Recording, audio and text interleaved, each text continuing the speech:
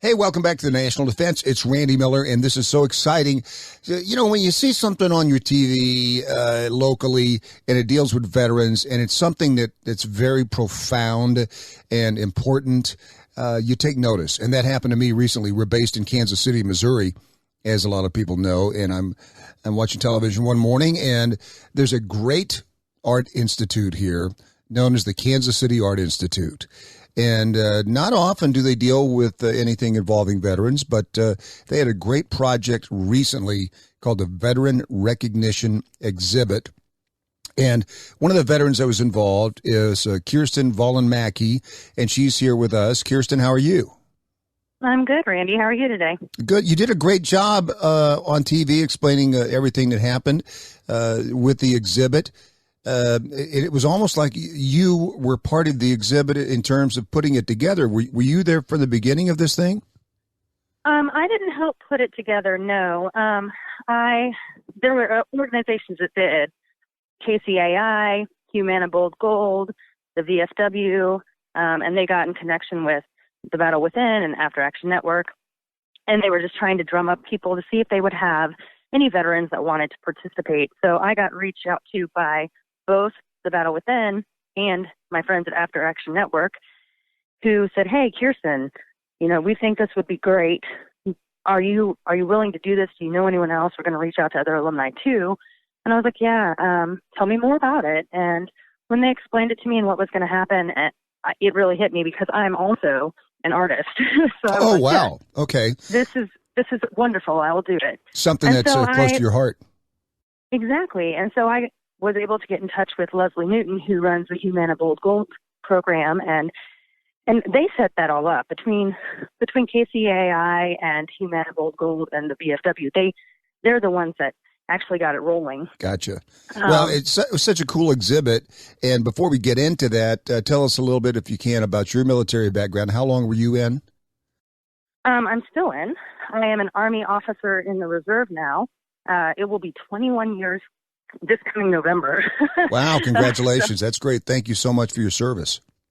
Thank you. I joined when I was 18. I signed the dotted line then and left shortly thereafter. I started actually enlisted. I was enlisted for 6 years, and then after finishing my college degree, I went ahead and commissioned, and that, the rest is history. I've been an officer ever since.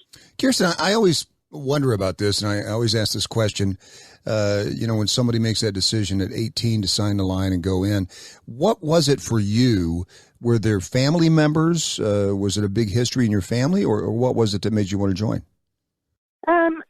Actually, in my biological family, yes, there's a rich military history, but I didn't grow up with them. I actually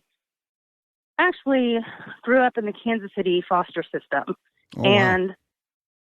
So trying to figure out who I was and trying to identify my place was difficult. As I was getting older, you kind of have this inability to really connect with people like you would if you grew up in a nuclear home. Sure. I had the benefit of having several great foster families along the way that I really looked up to. One from when I was much younger, at the age of 10 or 11, and then another one that really, this foster mother really changed my life. I actually refer to her as Mom to this day. She's my mom. Wow.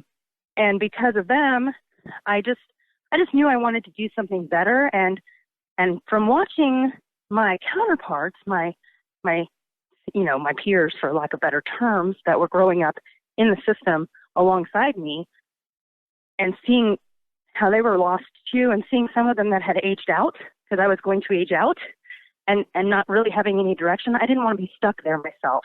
And the only way I could really grasp that I could make something more of myself, because I knew I wasn't going to have any help to do so, was to join the service.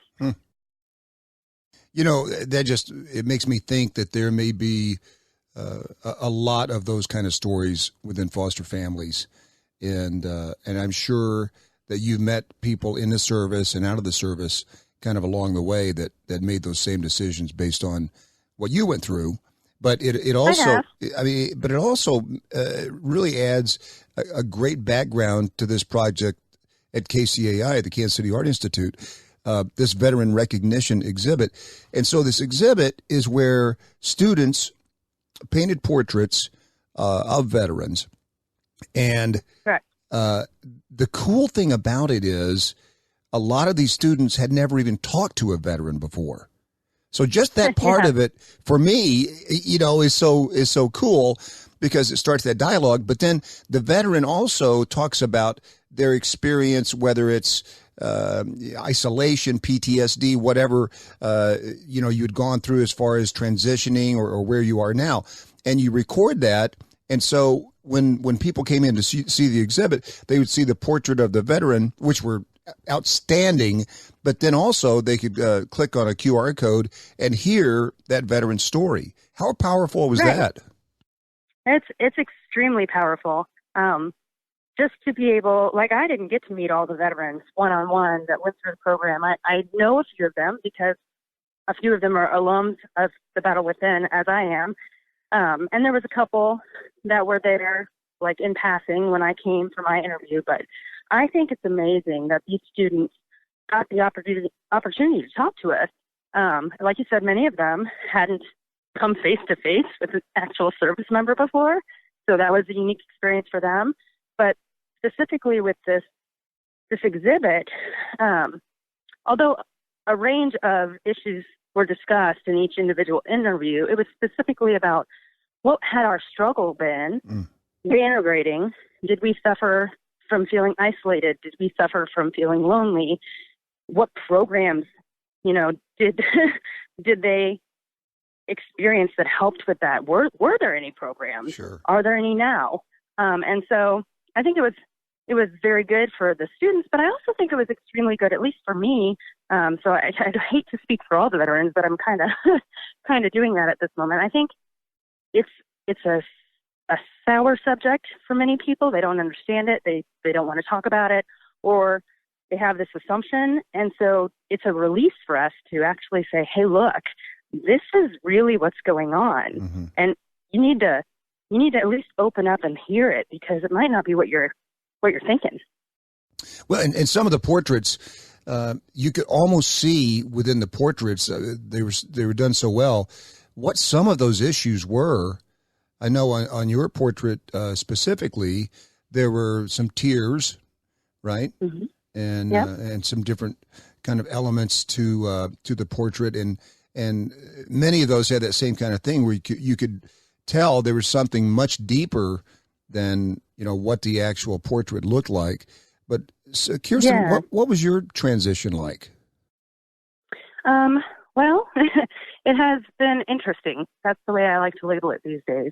Coming off of active duty for me and getting into the civilian world was really difficult. I still actually serve in the reserve, in the Army Reserve. And so I have those, some similar struggles to these days. But when you come off of active duty into the civilian world, you have been so ingrained in a certain way of life, a certain way of language, a certain way of handling when situations are going bad. And it's not the way that what I refer to as the everyday Joe handles things. We come across a lot more gruff, and we don't mean to. It's just everything was pretty much outlined for us. Right. And so my transition to the civilian world took me a few years before I softened. I still don't have it down. I actually, with the people I work with today, I tell them, hey, look, if I'm gone and it's an extended duty period, or I'm going to let you know that we're doing something, you know, that is rough over the weekend, etc. Don't expect me to necessarily respond as I normally do. I might be a little short. Right. Don't take it personal. Yeah. And so, but I've learned to communicate that now. As far as transitioning and feeling that the effects of reintegration, it's hard. I still don't feel like I belong in the civilian world. I put on my uniform and it's just like, boom, I'm there. I know what to do. I know how to act, what's expected of me. And I've been doing it so long that it's just second nature. Right. And I come to work at my civilian place of business, and I'm like, yeah, this is a wonky, Right. for lack of a better term. Right. I don't know. Right. I don't know how to do this. You know what, though, Kirsten, I think, though, also, what you're doing right now, I mean, just talking about it and participating in those kinds of projects like you just did, I think not only does that help people understand more about you, but it probably helps you to kind of assimilate a little easier back into things, right? Yes, it does. It always helps to talk. We're not trained to do that. We have our close hold friends that we talk to. We don't always open up to them 100% either. There's a lot about a soldier that is held within. But when you do get the opportunity to speak and to feel heard and feel vulnerable and not worried about what the other person is going to say, do, etc., and then you get to hear their side as well, it opens up a whole Pandora box for you of opportunities and understanding and relatability. Well, so you mentioned the Battle Within, and tell us a little bit about that. You said you're an alumni of the Battle Within. Yeah. So the Battle Within is they're actually waiting right now for the nonprofit funding through the IRS, but it's a nonprofit organization that's tailored to assist first responders and veterans in recovering from trauma they've experienced, post-traumatic stress, and doing it in a holistic manner. We have an amazing program. It's 5 days long. It's free, absolutely free to the first responder or veteran that takes the step to go.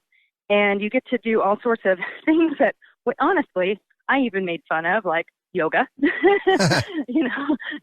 learning like a different way to eat nutritionally, like paleo, keto, however it is that change needs to happen. Journaling, we have something called the Labyrinth, which is all about introspection and learning about yourself and then knowing how to release it. You do it at the beginning, you do it at the end. We have an obstacle course and a leap of faith. It's just all of these things put together in one place. Things that I know for me, I had experienced doing a few of those things previously, others I did not, but I'd never been able to connect them to make them work. And so I think that's why I always had said, yeah, whatever. Right. Okay. But once I actually experienced it and I was immersed in it for 5 days, my whole viewpoint changed. Now, the benefit of that is, you're not alone going through this. That's kind of scary for some people because you don't want people to see what it is you're struggling with. Right. But at the same time, once you're in it, it's comforting because you realize, hey, look, I'm not the only one going through this. And also, it's awesome because every class is anonymous. Like, there's anonymity. So I don't have to worry about that person going out and telling my story or vice versa. Right.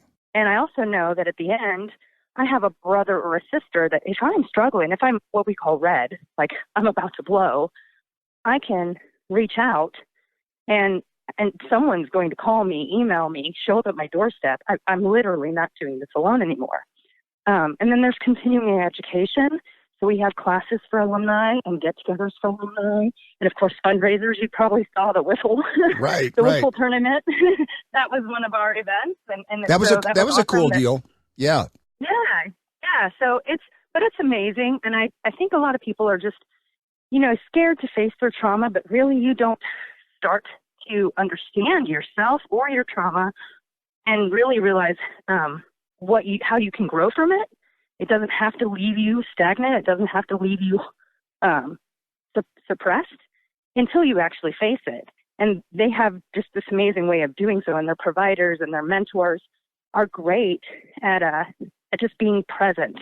Because really you need someone that's present and can listen. You don't necessarily need someone to fix you. You're learning how to fix yourself. And that's the big deal. But yeah, we have a website, it's mybattlewithin.org. Program is the Battle Within. So people can go to our website, they can read about it, they can apply, they can donate, and just take that next, leap of faith. And we also have a Facebook page. I actually run the social media for the Facebook page. Oh, so really? that's been a place of growth. That my brothers trusted me. My brothers and sisters trusted me. Number one, to help with that. But in the meantime of learning what to do, how to do it, how we wanted to bring people in, I've had to do a lot more research and studying on trauma and the effects of, and PTS and healing and all the different modalities that holistic healing offers. And it's been making me grow. I was just going to say, I would love to do full time. Yeah, I was just going to say, you always hear from everybody that serves anywhere that they get more out of it than the people they're serving, and I know that's absolutely true, and especially when you're getting education and you're getting that benefit of learning more and more about what you're dealing with. But Kirsten, I can't imagine a better spokesperson for anything than you. You're so well spoken. You're so candid. MyBattleWithin.org is the place to check that out, and just really appreciate the time today that you took. And thanks for everything that you're doing. I mean, everything is helping you, but everything is helping other veterans. And I love the fact that they open that up to first responders as well. Yes, I think that that's definitely a tribe of people. They're our sister and brother here. Like, sure, we go overseas, we serve overseas, but what about the people who wear a uniform and do the same exact job? Yep. Literally, that we do here. They're important as well. Well, Kirsten, thank you so much. And maybe we can have you back on sometime, and you bring some people from the Battle Within with you, and we do the entire show. That would be amazing, Randy. That would be great. Kirsten, thank you so much, and we'll talk to you soon.